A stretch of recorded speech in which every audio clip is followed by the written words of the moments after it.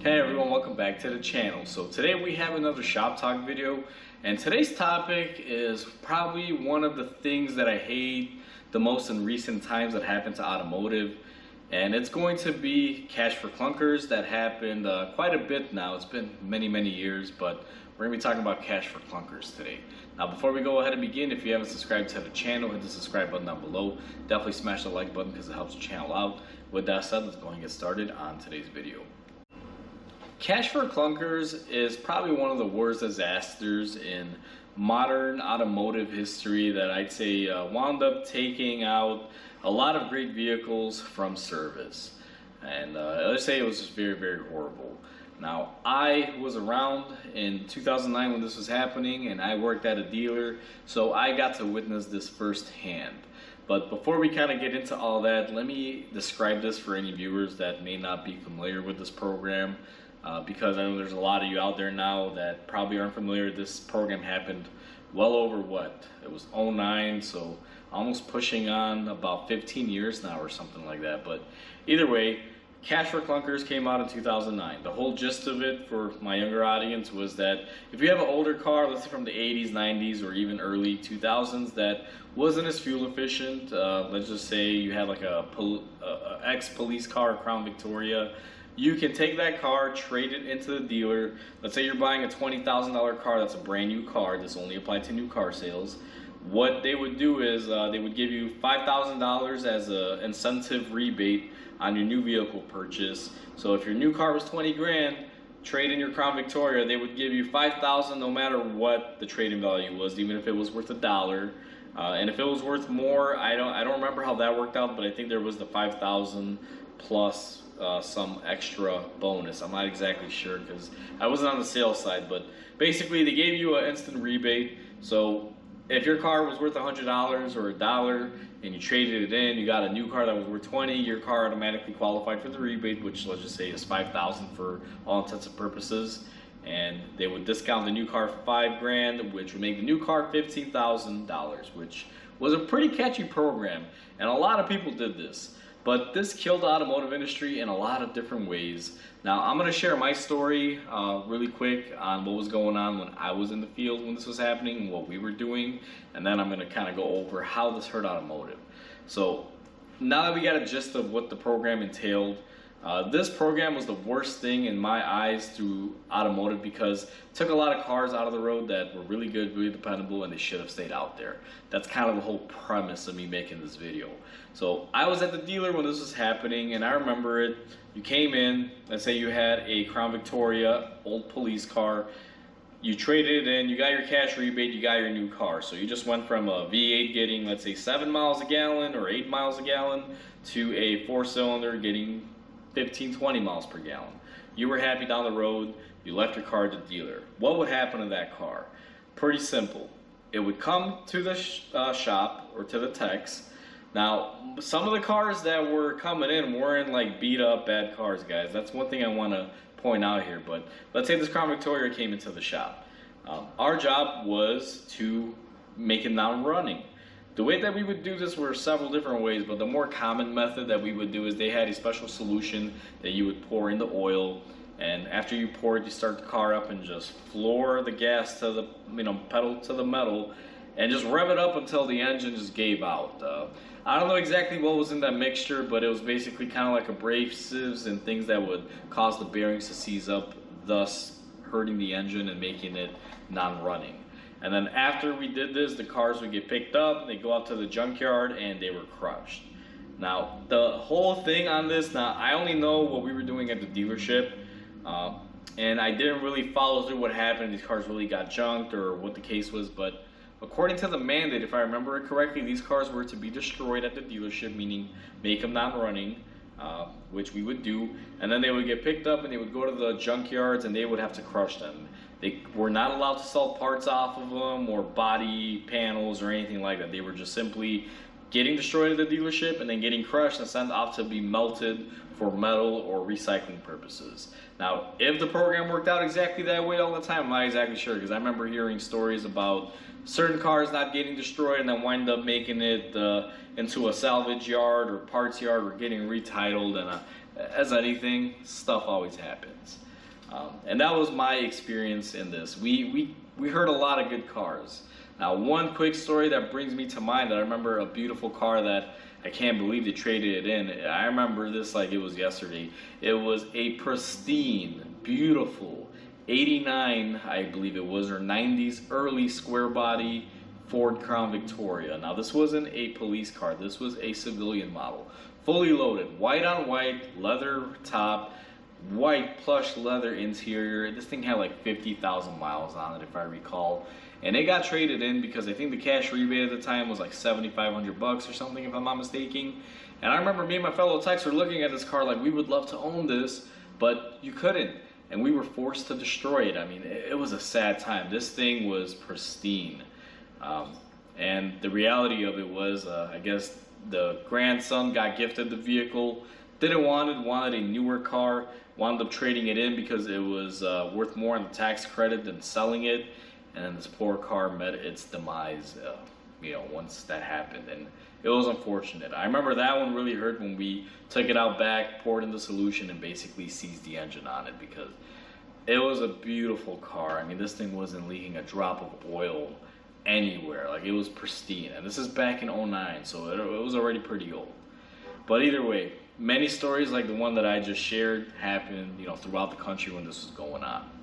Now, the reason why this is the worst thing to happen in automotive is because, one, you took a lot of good cars, a lot of good, dependable cars from the 80s and 90s that would still be on the roads today. They would outlive most modern cars. So they did the whole field and the whole world the injustice of taking good, reliable cars away. The second thing that this did was disrupted the auto parts market. There were a lot of cars that had a lot of good parts that you could have used to keep your car running, and they weren't able to be sold because these cars were supposed to be crushed and recycled, and no parts were to come off. Now, again, there's always some stuff that happens. I'm sure that didn't happen every single time, but even if it happened a majority of the time, a lot of cars got lost. This shifted the whole used car market. This shifted the whole used parts market, and even general parts markets for new parts. For example, let's say a car made in '95 was still very feasible in 2009, because at that point it was only maybe 10, or was it like 12 years old or whatever. That's still a fairly new car, but if a lot of those got crushed and traded in, then even new parts suppliers were like, why would we make parts for this car if 75% of them got crushed? So they would take those parts offline, and you couldn't get those parts anymore if you still had that car. So a lot of stuff happened here. But the main thing was that gets me the most is that a lot of good, reliable cars that would still be running till today and surpassing the mileage and the years that newer cars can provide us were just taken out completely. And it was all in the whole grace of chasing fuel economy. Looking back at it, I mean, 2009 to 2025, big, time difference. And at the time I was young, I had just started off in the field. I was in my early 20s, late teens when I started, and we were doing this. And, looking back, it was bad. And time has proven it time and time again that this program, it was just, it was bad, to say the least. But it was a good way for, a lot of good cars to basically get recycled, and no one can use them. And it would just shift towards buying new cars, which, if you're in today's economy and you've seen these new cars, not only are they expensive, but they're junk. And I made several videos on newer cars and how crappily they're built and how they're not thought out. There's so much stuff going on in modern cars. I mean, recall after recall, issue after issue, and it just dumped things that any coherent engineer, if they just paid attention, or designer, would be like, wait a minute, that's going to be a problem. Why are these things making it past and getting recalled? It's ridiculous. But that was Cash for Clunkers, probably the biggest disaster in automotive. I remember it, and it was just horrible. Thinking back, they did a disservice to a lot of people with that, because we could have had a lot of reliable older cars on the used car market with a lot more parts availability to service these older cars, and it also wouldn't have hurt the supply chain, where they might have to switch up their supplying method on what years and what makes and models. And there's a lot more that even goes beyond what we're talking about now. I mean, this hurt the market really, really badly. It was a bad program. We got these reliable running cars from the 80s, 90s, even early 2000s. They were crushed for not meeting MPG mileages, or not being as efficient.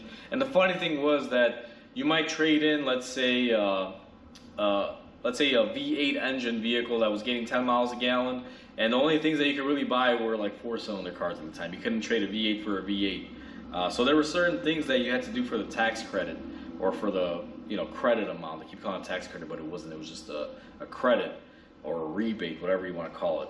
But it is just ridiculous because you were giving up a V8 to get into a 4-cylinder, and you couldn't get a V8 for a V8. It's not like you could trade a 91 Ford F-150 and get a new F-150 and get the rebate, and still get a V8. You had to meet certain qualifying conditions.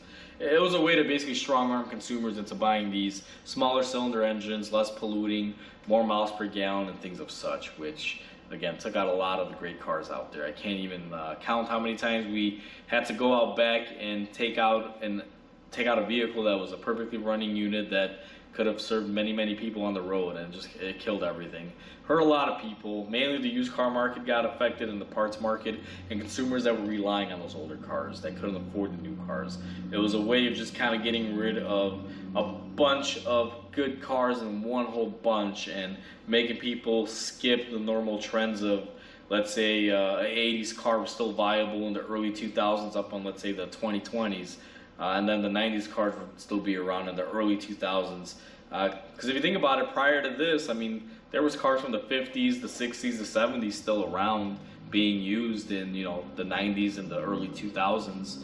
But this just kind of took all those, bunched them together, got rid of the majority of them, which accelerated the cars jumping many, many decades in advance, meaning probably the oldest car that you could buy out there right now, as far as like mass terms, probably maybe late 2000s, early 2000s, and you don't see a lot of 80s, 90s out there, or at least like you used to, where they would be flooded.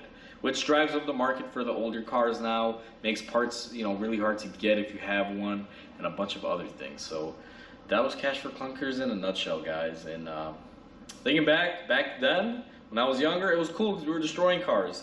And there were some cars I was like, why are they going to destroy this thing? Poor thing. Like I tried buying so many of them that were good. But you just couldn't buy them. They had to be destroyed. And now that I think about it as an adult, that's many years in this field, like they really just want to get rid of good, reliable cars to bring in this new crap, and that's what it boils down to. So it is what it is, guys. Thought I'd share this story with you. If you guys remember this era or you participated in it, feel free to comment down below. I really want to hear people's thoughts on this, because there was people that actually worked in the dealerships that dealt with the sales side that knew more about this than I'm relaying in this video here. But I would love to hear from anyone that has any sort of input on this. So like always, comment, like, and subscribe, because it definitely helps the channel grow. I hope everyone has a wonderful day, and I'll catch you on the next video.